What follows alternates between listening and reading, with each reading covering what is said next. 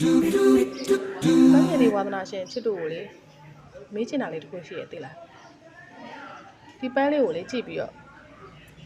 ဒါလေးကိုဘယ်နှကြိုးသုံးထားတယ်လို့ထင်လဲဒီပန်းလေးကိုကြည့်ပြီးဖြေပြီနော်ဘယ်နှကြိုးသုံးထားတယ်လို့ထင်လဲနှစ်ကြိုးလားသုံးကြိုးလားဒီပန်းလေးကိုကြည့်ပြီးတစ်ချက်ဖြေပြီဒီပန်းလေးကရိုးရိုးလေးနဲ့ပညာသားပါရနော်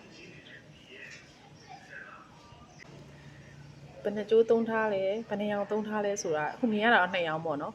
2ရောင်ဆိုပြီးဘယ်နှကြိုးသုံးထားလဲဆိုတာသိချင်ရင်ပန်းလုံးနည်းလေးနဲ့ပြောပြပေးသွားမယ်နော်ကြည့်လိုက်ရအောင်ခွေဆိုင်လေးက3လက်မလေးပဲနော်ခွေဆိုင်3လက်မလေးကိုခွေမယ်နော်ခွေဆိုင်3လက်မလေးကိုအခွေလေးခွေပြီးသွားပြီနော်ကဲကျိုးအယောင်ဆက်တာလေးအထက်မှာအယောင်ရင်းတာလေးကိုဆက်မယ်ဒီလေးခောက်ရင်းနဲ့အယောင်လေးကိုလေပြီးမှပဲတစ်ခါလေးဆက်မယ်နော်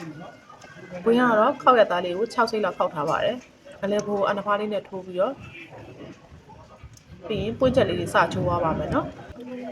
ပွင့်ချက်လေးတွေတောက်ချောက်ခောက်သွားပါမယ်ပွင့်ချက်ကတော့စစ်ချက်ပဲချိုးပါမယ်နော်ပွင့်ချက်အရင်များရင်လည်းဒီပန်းကမလှပါဘူးပွင့်ချက်လေးက3စိတ်ကျော်လောက်ရှိပါတယ်စိုက်လေးရလေဒီကြိုးပူပြီးလှလှလေးခောက်သွားပါမယ်ရှင်အလဲဖို့ကိုလည်းအနဖားလေးနဲ့ဒီချာချာလေးထည့်ပါမယ်နော်ချီချက်လေးညီလေးချိုးသွားပါမယ်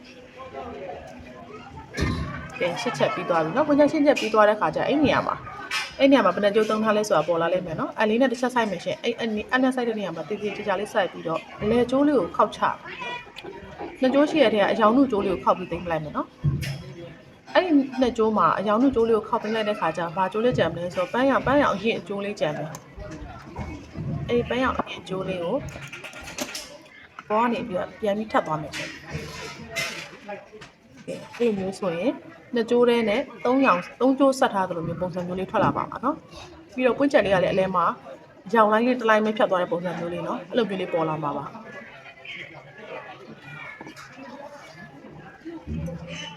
တောက်ချောက်ခောက်သွားမယ်နော်အဲ့တိုင်းလေးပဲတောက်ချောက်ခောက်သွားပါမယ်ရှင်နောက်ဆုံးပွင့်ချက်နဲ့ချက်ကြံတဲ့ဟာကိုရှင်းပါမယ်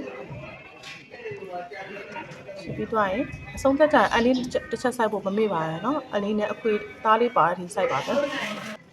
စိုက်ပြီးသွားရင်ကျန်တဲ့ကျိုးလေးကိုအလေးနဲ့သေးချာထိုးမယ်နော်အလေးနဲ့အတွင်းသားလေးပါအောင်ထိုးပါမယ်ကိုကြီးကျန်တဲ့ကျိုးလေးကိုအပေါ်မှာအခွေလေးထပ်တင်မယ်နော်သူကတော့အခွေစိုက်က4လက်မပါရှင့်အတွင်းခွေက3လက်မဆိုရင်အပေါ်မှာထပ်တင်တဲ့ကျိုးက1လက်မအမြဲတမ်းပို့ယူပါမယ်နော်အဲ့ဒါလေးကပုံမှန်လုပ်ရမှာပါဖြည့်ပြီးတော့ပါပြီဖြည့်ပြီးသွားရင်အပေါ်ကနေခွေလေးကိုထပ်တင်ပါမယ်အဲ့ဒါဆိုချီချက်ကလေးတွေနဲ့အယောင်မတူတာလေးပျောက်သွားပါမယ်နော်ဒါဆိုပန်းရအောင်ရှင်လေးကတသားလေးဖြစ်သွားပါပြီเนาะအခွေလေးနဲ့ပန်းလေးနဲ့ဒီပန်းလေးကရိုးလေးနဲ့လာတဲ့ပန်းလေးပါเนาะ